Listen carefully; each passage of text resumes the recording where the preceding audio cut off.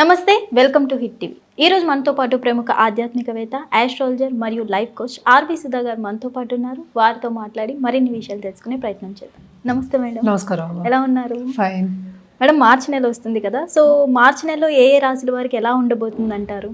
తప్పక అది చూద్దాము. అంతకన్నా ముందు ఎప్పుడు మనం మాట్లాడుకుంటాం, గోచారం మాట్లాడుకుంటాం. అంటే గోచారం అంటే ఏంటంటే ప్లానెట్స్ ఒక చోట ఉండవు. అందరికీ ముందు నుంచి నేను అదే చెప్తూ ఉంటాను. అంటే తిరుగుతూనే ఉంటాయి, అంటే స్టేషనరీ కాదు. మనం పుట్టినప్పుడు మాత్రం అవి అక్కడ ఉన్నాయని ఆ ప్రింట్ తీసి మనం చూసుకుని దాన్ని బట్టి ప్రెడిక్షన్స్ ఇస్తాం. ఏదైనా మనం ఎప్పుడైనా రాశి ఫలితాలు మాట్లాడుకోవాలి అంటే తప్పక ఏంటంటే గోచారం చూసుకోవాలి. అండ్ ఎప్పటికైనా సరే 3, 6, 11 అంటే ఏంటంటే ఒక రాశి నుంచి 3, 6, 11 ఇంట్లోకి ఎప్పుడైనా గోచారం జరుగుతుంది, ఎనీ ప్లానెట్ గోచారం జరుగుతుంది అంటే కనుక తప్పక అది బాగుంటుందని చెప్తూ ఉంటారు. కానీ ఎప్పటికైనా సరే ఇదంతా ఏంటంటే మిశ్రమ ఫలితాలే చెప్తాయి. అండ్ ఆల్సో ఎప్పటికైనా మనం చూడవలసింది ఏంటంటే ఎవరి జాతక రీత్యా మన పరిహారాలు చెప్పడం కానీ ప్రెడిక్షన్ ఇవ్వడం కానీ చేస్తే కనుక అది కరెక్ట్గా ఉంటుంది. ఇదేంటంటే మనం ఎప్పటికైనా సరే జనరల్గా మాట్లాడుకుంటూ ఉంటాము, అంటే రాశి వారిగానే మాట్లాడుకోగలం. జాతకం వచ్చినప్పుడు అది డిఫరెంట్గా ఉంటుంది ప్రెడిక్షన్స్. సో ఎప్పటికైనా జాతక రీత్యా ఇందాక చెప్పినట్టు జాతక రీత్యా పరిహారాలు చేస్తే కనుక తప్పక వాళ్ళు ఏంటంటే వాళ్ళ లైఫ్ గోల్ కానీ వాళ్ళు అనుకున్నది కానీ సాధించడం అనేది ఉంటుంది. ఎందుకంటే జాతకం ఒక్కసారి చూస్తే లైఫ్ అంతా అలాగే ఉంటుందని చెప్పలేము, అది మారుతూ ఉంటుంది. కనుక తప్పక ఏ పద్ధతి అంటే ఏ టైం వచ్చినప్పుడు దాని పరిహారాలు చేయడం అనేది మంచిదన్నమాట. సో జనరల్గా మనం మార్చ్లో ఇప్పుడు గోచారం అనేది చూద్దాం. అంటే ప్లానెట్స్, అన్ని ప్లానెట్స్ ఎక్కడెక్కడ ఉన్నాయో చూద్దాము. ఎప్పుడులాగే శనీశ్వరుడితో మొదలెడుతున్నాను. శనీశ్వరుడేమో మనకి మీనరాశిలో ఉన్నారు. అలాగే జూపిటర్ అంటే ఏంటి, మనకి నెక్స్ట్ బలమైన ఒక గ్రహం మనం చెప్పాలి అంటే అన్నీ మంచి చేసే ఒక గ్రహం అంటే మనం గురు గ్రహం చెప్పుకుంటాము. గురువు ఏమో ప్రస్తుతం ఏంటంటే మిథునంలో ఉన్నారు. ఆయన కూడా రిట్రోగ్రేషన్లో ఉన్నారు. ఆయన మార్చ్ 11th డైరెక్ట్ అవుతున్నారు అనమాట. సో ఈ నెలంతా అక్కడే ఉంటారు.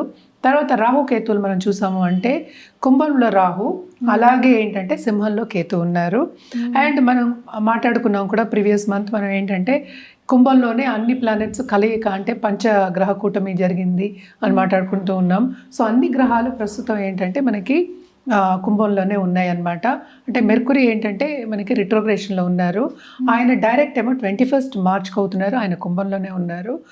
అలాగే మనం చూసాము అంటే వీనస్ అంటే శుక్రుడు ఏంటంటే 2nd మార్చ్కి ఏంటంటే మనకి మీనానికి వెళ్తున్నారు.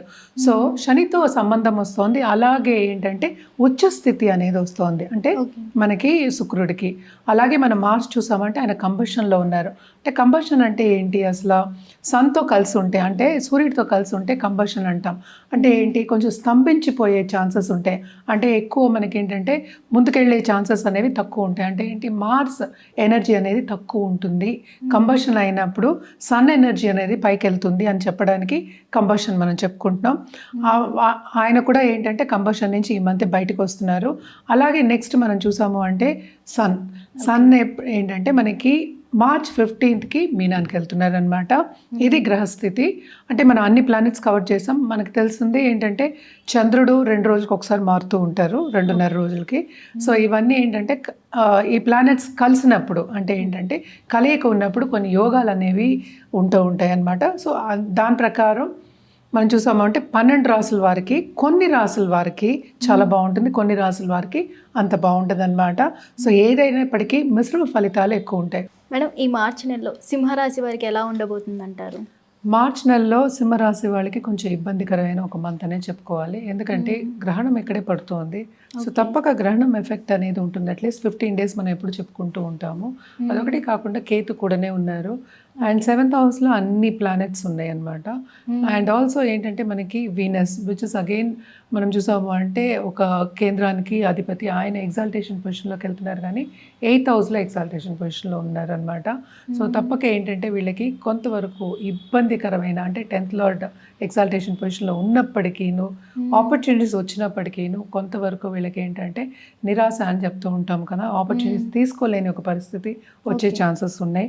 అదొకటే కాకుండా హెల్త్ రీత్యా జాగ్రత్త పడడం అనేది వెరీ వెరీ ఇంపార్టెంట్ అనమాట. ఏదైనా సరే ఈగో క్లాషెస్కి వెళ్లకుండా కొంచెం పేషెంట్గా ఆలోచించి ముందుకెళ్ళడం అనేది వీళ్ళకి చెప్పే సూచన. ఎందుకంటే ఈ గ్రహణ ఎఫెక్ట్ చాలా కొంతవరకు బ్యాడ్ ఎఫెక్ట్ అనేది మనకి కనిపిస్తోంది అనమాట. కేతు కూడా ఏంటంటే ఆపర్చునిటీ ఇస్తుంది కానీ బట్ కొంతవరకు ఏంటంటే తీసుకోలేని పరిస్థితి, అంటే ఏంటి 1కి 2 సార్లు అంటే ఓవర్ థింకింగ్ అనేది కొంచెం ఎక్కువ ఉంటుందన్నమాట. ఏదైనప్పటికీ వీళ్ళకి కూడా కొంతవరకు కెరియర్ పాత్లో కానీ లేకపోతే వాళ్ళు చేసే బిజినెస్లో కానీ స్తంభించే ఛాన్సెస్ అనేవి మనకి ఎక్కువ కనిపిస్తున్నాయి. అంటే ఏంటి, ఏది మూవ్ కాకపోవడం, స్టాగ్నెంట్ అవ్వడం మనకి కనిపిస్తుంది అనమాట. వీళ్ళు ఎంత చురుగ్గా పనిచేసినా కూడా కొంతవరకు గుర్తింపు అనేది వీళ్ళకి ఎక్కువ ఉండదు. సో దాని మూలాన్ని వీళ్ళకి ఏంటంటే యాంగ్జైటీ గురయ్యే ఛాన్సెస్, ప్రెషర్ గురయ్యే ఛాన్సెస్, వర్క్ ప్రెషర్ గురయ్యే ఛాన్సెస్ మనకి ఎక్కువ కనిపిస్తున్నాయి. కొంతవరకు జాగ్రత్త పడడం, మనం చెప్పిన పరిహారాలు చేసుకోవడం, ఎస్పెషలీ వీళ్ళకి గ్రహణం టైంలో ఆధ్యాత్మికంగా ఉండడం, సెల్ఫ్ రిఫ్లెక్షన్ చేసుకోవడం, సెల్ఫ్ అసెస్మెంట్ చేసుకుని ముందుకెళ్ళడం మంచిది. ఇదంతా మనం ఏంటంటే మాట్లాడుకునేది ఈ మంత్ వరకే. నెక్స్ట్ అంటే ఇంకా ఫ్యూచర్ బాగుండాలి అంటే ఏంటంటే ఇప్పుడున్న పీరియడ్ని కొంతవరకు పాజిటివ్గా మలుచుకోవడం అనేది వెరీ వెరీ ఇంపార్టెంట్ అనమాట. అదొకటి కాకుండా పార్ట్నర్షిప్ బిజినెస్లో ఉన్న వాళ్ళు కూడా తప్పక ఏంటంటే కొంతవరకు ప్రాబ్లమ్స్ వచ్చే ఛాన్సెస్ని, ఒక పార్ట్నర్ వాకౌట్ అయ్యే ఛాన్సెస్ మనకి ఎక్కువ కనిపిస్తున్నాయి. అదొకటి కాకుండా మనకి second half of this month ఏమవుతుంది, ఈ రాశికి అధిపతి మనకి 7వ ఇంట్లో ఉన్నారు, ఆయన 8వ ఇంటికి వెళ్తున్నారు. సో 8వ ఇంట్లో ఏంటంటే మనకి 7th లార్డ్తో కలయిక ఉంది. సో కొంతవరకు ఏంటంటే ప్రాపర్టీ ఇష్యూస్ వచ్చే ఛాన్సెస్, లేకపోతే డబ్బు సరిపోవడాలు, అంటే ఖర్చులు ఎక్కువ అవ్వడాలు, బాగా ఖర్చు పెట్టడాలు, అంటే మనకి మితికి మీరి ఖర్చు పెడతామని చెప్తూ ఉంటాం, ఆ ఖర్చు పెట్టడాలు, లోన్స్ తీసుకునే పరిస్థితి మనకి ఎక్కువ కనిపిస్తుంది అనమాట. సో తప్పక ఫారిన్ టచ్ ఉన్న వాళ్ళకి మాత్రం కొంతవరకు ఏంటంటే ఊరట అనేది ఉంటుంది. కానీ కూడా ఈ మంత్ అంతా కొంతవరకు జాగ్రత్త తీసుకోవాల్సిన మంత్, ఎస్పెషల్లీ హెల్త్ రీత్యా, అటు రిలేషన్షిప్ రీత్యా అండ్ ఆల్సో కెరియర్ ఆపర్చునిటీస్ రీత్యా కూడాను. సో జాగ్రత్తగా ఉండడం అనేది సింహరాశి వాళ్ళకి మనం ఇచ్చే సూచన.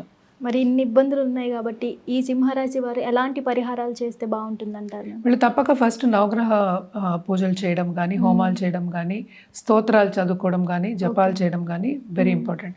మీరు చేయలేకపోతే బ్రాహ్మణుల చేత చేయించడం, లేకపోతే గుడికి వెళ్ళి ప్రదక్షిణ చేయడం ఎవ్రీడే చేయండి ఈ మంత్. ఎందుకంటే సండే మనం చెప్పుకుంటాం ఎప్పుడు, కానీ ఎవ్రీడే చేయడం మంచిది. సూర్యుడికి కంటిన్యూస్గా అర్ఘ్యం ఇవ్వడం అండ్ ఆల్సో సాఫ్రాన్ తిలకం పెట్టుకోండి రోజు ఎవ్రీడే. అంటే ఏంటి, విజయకి ప్రతీతి మనం చెప్తూ ఉంటాము. అండ్ సాఫ్రాన్ ఒక ఫ్లాగ్ ఏమో ఏంటంటే దేవుడి గదిలో మన మందిరానికి పెట్టుకోవచ్చు, లేకపోతే ఇంటి గుమ్మానికి కూడా మనం కట్టుకోవడం అనేది మంచిది. మీకు తెలుసు మనకి దేవి పూజలు చేసినప్పుడు సాఫ్రాన్ ఫ్లాగే ఇస్తారు, అంటే సింహంతో ఉంటుంది, అలాంటివి పెట్టుకోవడం మంచిది. అదొకటి కాకుండా మనకి ఆకర్షణ తెచ్చుకోవాలి మనీ అట్రాక్షన్కి, అలాగే హెల్త్ రీత్యా కానీ మనం తెచ్చుకోవాలి అన్నప్పుడు కనుక తప్పక ఏంటంటే మనం ఒక గోల్ పెట్టుకొని దాని మీద ధ్యాస పెట్టడం మంచిది. అంటే నేను చెప్పేది డైవర్షన్ టాక్టిక్, లేకపోతే పర్సనల్ గైడెన్స్ కానీ, పర్సనల్ దీని మీద ధ్యాస పెట్టడం, అంటే ఎవ్రీడే ఏం చేయాలి అనుకుని ధ్యాస పెట్టడం అనేది మంచిదన్నమాట. పర్సనల్ డెవలప్మెంట్ మనం చెప్తూ ఉంటాము. సో ఇది వెరీ వెరీ ఇంపార్టెంట్ సింహరాశి వాళ్ళకి. తప్పక ఏంటంటే యువతలు వాళ్ళతో ఎడబాటు రాకూడదు, వాళ్ళతో సన్నిహితంగా ఉండాలి అంటే కనుక మనం ఈగో క్లాషెస్కి వెళ్ళకూడదు. అంటే పేషెంట్గా ఉండండి, బీ పేషెంట్ అనేది వీళ్ళకి సూచన మార్చి నెలలో. సో మన రుద్రాక్ష విషయానికి వస్తే కనుక వీళ్ళు తప్పక ఏకముఖి రుద్రాక్ష వేసుకోవడం వెరీ వెరీ వెరీ ఇంపార్టెంట్. దాంతో పాటు ఏంటంటే షణ్ముఖి వేసుకోండి, ఇంకా ఇంకా ఇంపార్టెంట్. అంటే ఏంటి, లక్ష్మీదేవికి మనం ఎప్పుడు ఏంటంటే షణ్ముఖి చెప్తూ ఉంటాం. మనం ఇందాక చెప్పినట్టు గ్రహణం పట్టు విడిపోయిన తర్వాత తప్పక దానం ఇవ్వడం అనేది very very important. And Sunday మీరు రోజు చేయలేకపోయినా అర్ఘ్యం ఇవ్వడం, సండే అయినా సూర్యుడికి అర్ఘ్యం ఇవ్వడం మంచిది. దాంతోపాటు గాయత్రి మంత్రం జపం చేసుకోండి. సరే మీరు దేవి పూజలు చేస్తానంటే తప్పక దేవి పూజలు చేసుకోవడం కానీ, జపాలు చేసుకోవడం కానీ కంటిన్యూ చేయండి. ఓకే.